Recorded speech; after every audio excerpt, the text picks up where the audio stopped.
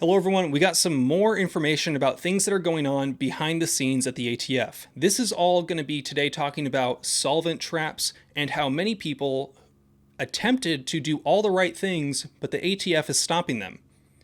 What's up with that? Before we get going though, I do want to say thank you to Merrick Health for sponsoring this channel and working with me. Merrick Health is an excellent way to get affordable blood work, quality medical care, and treatment from people that know what they're talking about when it comes to men's health, women's health, health optimization, TRT, HRT, all that kind of stuff. I am very happy with the support that I've had from Merrick Health. I'm very happy that they're willing to sponsor a channel like this.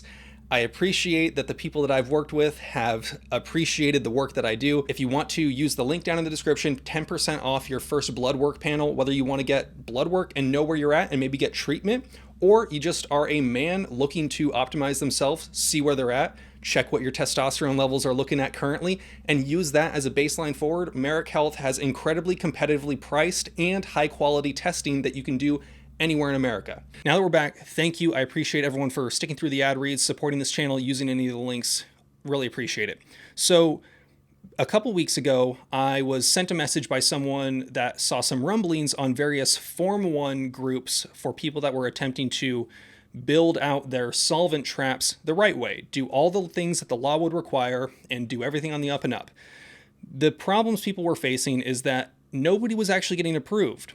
There were various ways that people kept tabs on the current wait times, but it seems as if everyone that had a Form 1 suppressor that they were trying to build was just not getting approved. They weren't getting denied, but they weren't getting approved either, which is kind of weird, especially when you consider all the stuff that the ATF has been doing regarding diversified machine and many of the other companies that have been recently raided for suppressors when what they were making was solvent traps, or the ATF changed their mind about all these things.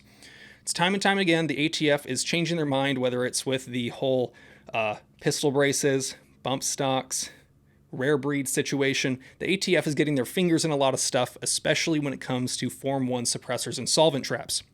So, saw a few months ago how diversified machine was raided, and the ATF sent letters to everybody saying, hey, if you bought anything from them, they sent a letter saying, hey, you might be in possession of an illegal suppressor. This is different. Now, a lot of people were assuming that when this happened, and what happened was everybody today, it seems like tons and tons of people today received the same denial from the ATF for their Form 1 suppressor. We're going to talk about some of the speculation as to why, but you're probably not going to be satisfied with some of the answers.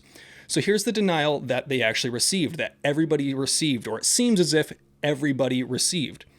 A silencer is defined under federal law to include in relevant part any combination of parts designed or redesigned and intended for use in assembling or fabricating a firearm silencer or firearm muffler, and any part only intended for use in such assembly or fabrication. See the GCA, blah, blah, blah, and National Firearms Act, blah, blah, blah.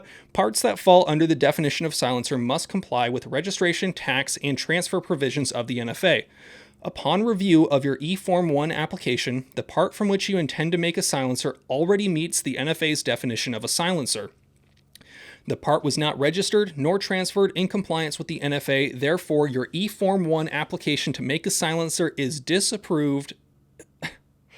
NEA Division notes that it is unlawful for you to possess a silencer made or transferred in violation of the NFA. It's saying that they somehow know what you're going to be building it out of and what you're going to be turning it into.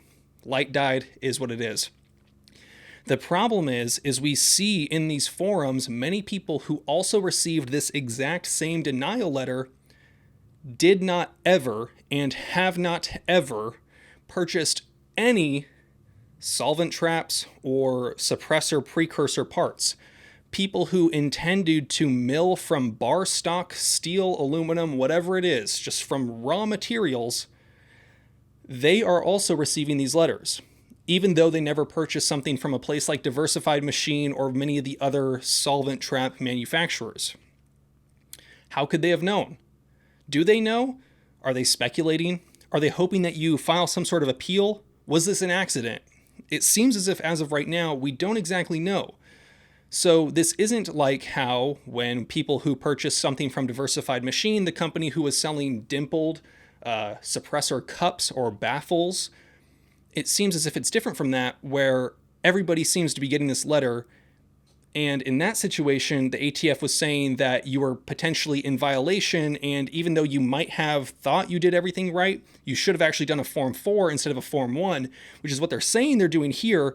But if that's true, and this wasn't a mistake, this wasn't an accident, the people that purchased tubes of aluminum or a Maglite or just any solid block of steel would also have been in violation if they somehow had the clairvoyant nature to determine that they actually purchased those things instead of a traditional solvent trap.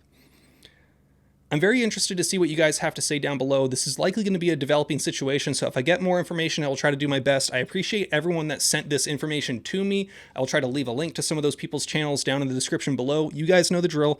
Have fun, be safe, stay dangerous. Peace.